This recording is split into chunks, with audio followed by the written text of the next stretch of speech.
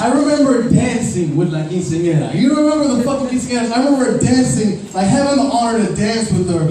And it was this fucking tightrope of like getting down with your bad self, you know, and be like, oh shit. And her father in the corner of my eye. And so it was this like, sa.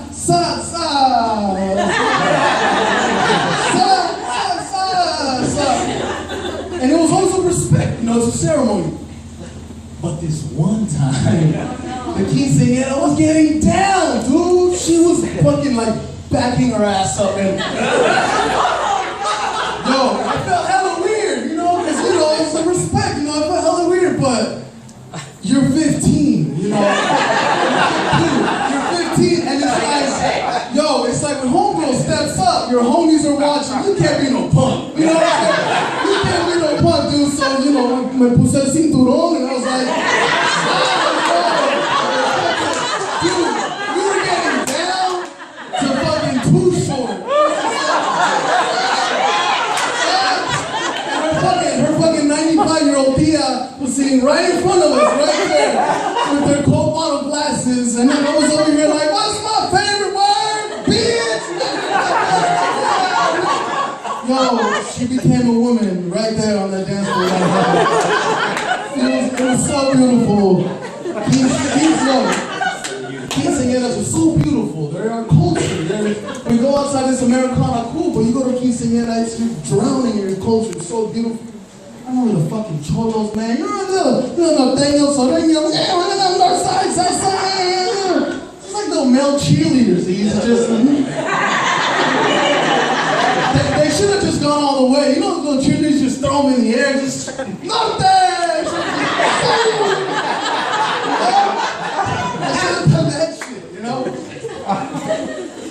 I'm not gonna lie though, I was a little cholo, man. Cause my mom, you know, God bless my mom. She's taking video of me right now.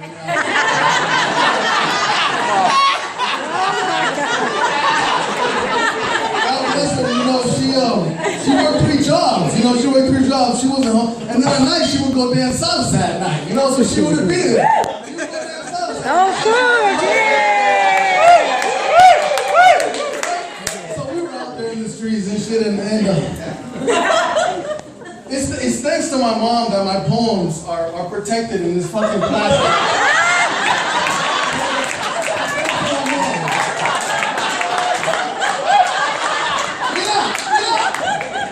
So when the tsunami hits the Raza, that shit will be protected. Like that. Oh my God!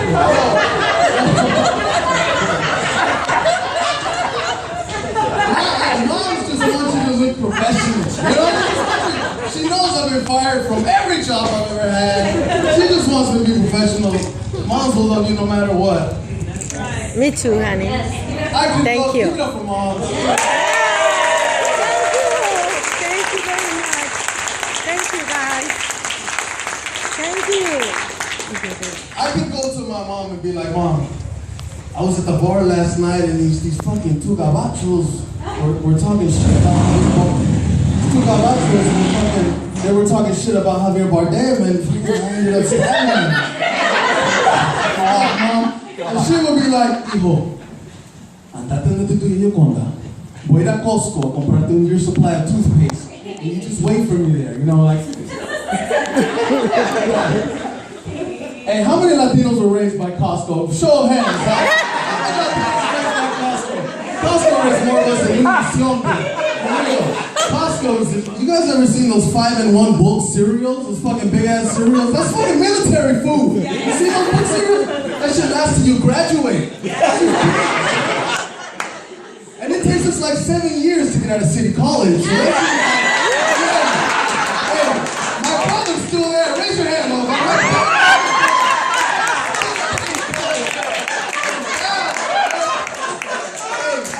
We come out of city college with a PhD, man.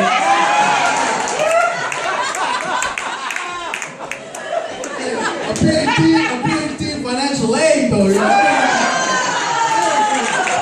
It's like, what did you study, bro? I studied fast food, bro.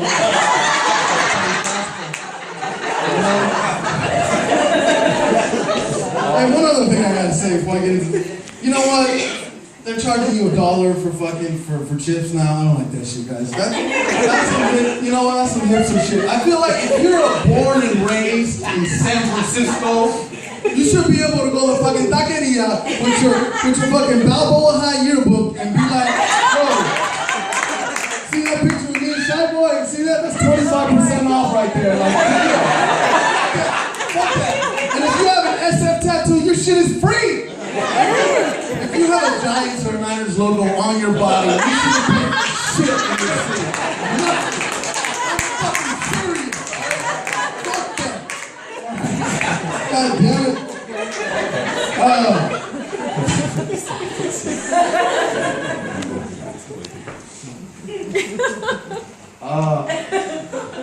I prepared a prayer, a short little prayer, to kind of summon our soil, to awaken our environment, to kind of get us.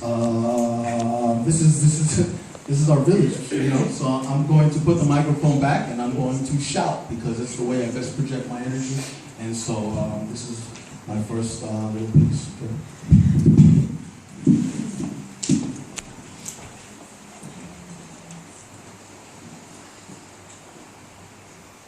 From the grounds of browns of ancestors, dancing calacas shake from a slumber of slavery.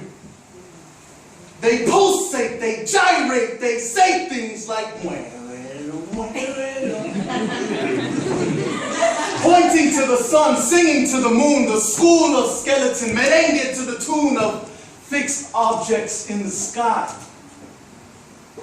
The sky. Sky. From the grounds of browns of ancestors, dancing calacas shake from a slumber of slavery. They gyrate, they pulsate, they say things like pointing to the sun, singing to the moon, the school of skeleton, merengue to the tune of fixed objects in the sky. But back on the ground, some of us have the capability to walk around and we feel everything, especially people of color. We feel everything. And there are others that have a more narrow scope, who don't really engage outside of their peripheral. I don't like those people.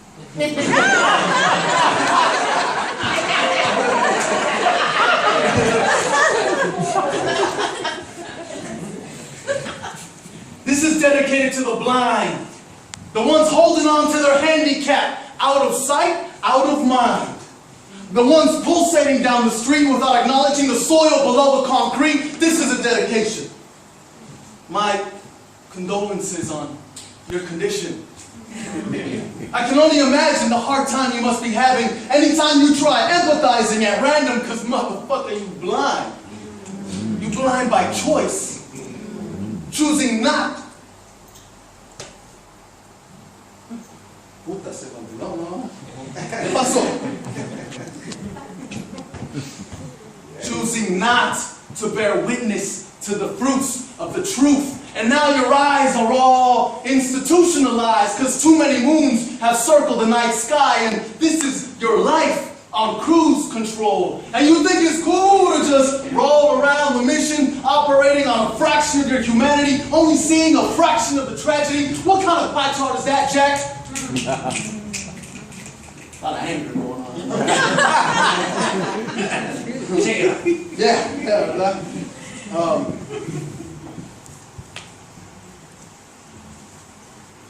You know what's crazy is that even with all of this oppression that we've had for centuries,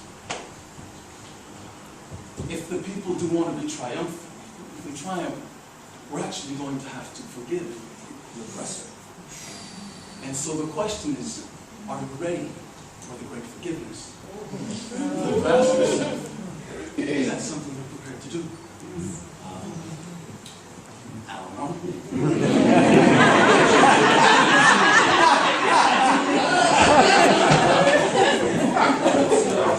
After this next piece, I might get no.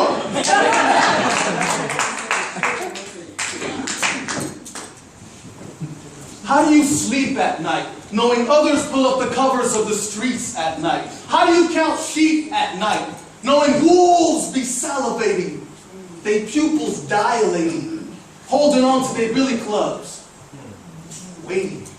How do you catch Z's at night when they make it impossible for the rest of us to get degrees in life? Oh, but we can jump into the Marines, right? End up a fucking veteran having genetically modified dreams at night. So I asked myself, right, what is a conglomerate? What is the oppressors? What is the House of Rockefeller's unconscious like? It's gotta be an attic full of oil spills, boxes, and blood money, right?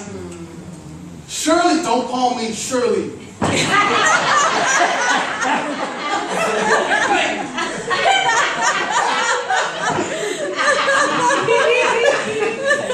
Surely no human being could bear the weight of such actions. I guess a whole lot of money does buy the world's greatest distractions, but what about all the guilt, man? What about all the fucking guilt? They're not Catholic. That's weird.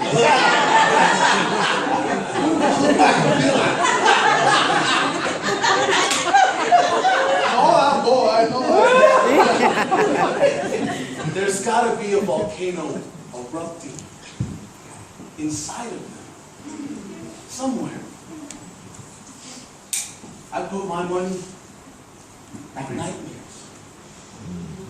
I bet the spirits of every dollar he's ever made come to pay their respects in his sleep.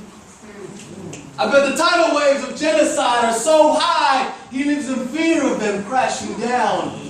I want to believe that along with his inheritance, he inherits generations and generations of ancestral nightmares. Yeah. The kind where not even the world's largest dream catcher could save his ass. Hombre.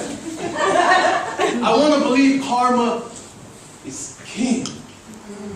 I want to believe karma is king. I want to believe karma is king. So show your face, O wise proverb. Mira, there is that inner peace we have and that outer peace, and I struggle sometimes because there's a lot of movements, a lot of issues in our community, and so, we're out there, we're out there, and there's resistance, there's a lot of resistance out there, there's a lot of static that we must fight every day. And then there's that solace place you have inside. You have to neutralize and find your inner peace. And it's like, how much do I give and how much do I live in peace amongst all this war? And that's my constant battle. How much to give and how much to live in peace and how much to live in the environment that we were born into. And so this next piece has definitely helped me find that peace. One day I was curious, curiosity, and I followed a spiral all the way around and around and around, until I realized that I had single-handedly replicated the algorithm of the universe by simply walking the path of the spiral. And that was the day it all changed. Everything, all of a sudden, suddenly my conscious shifted, the great shifting. And I understood the importance of sons and daughters and circles and waters and sons and daughters and circles and waters. And a lifeline revealed itself to me and said, I am a river that runs beneath you, above your posture, and inside of you. I ride the plains of your veins like a water slide, and just so you know, I don't even use sunblock. It actually said that. And so I said,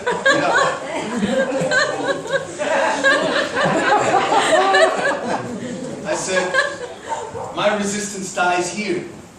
I can no longer fight the fact that I am everything and everything is me.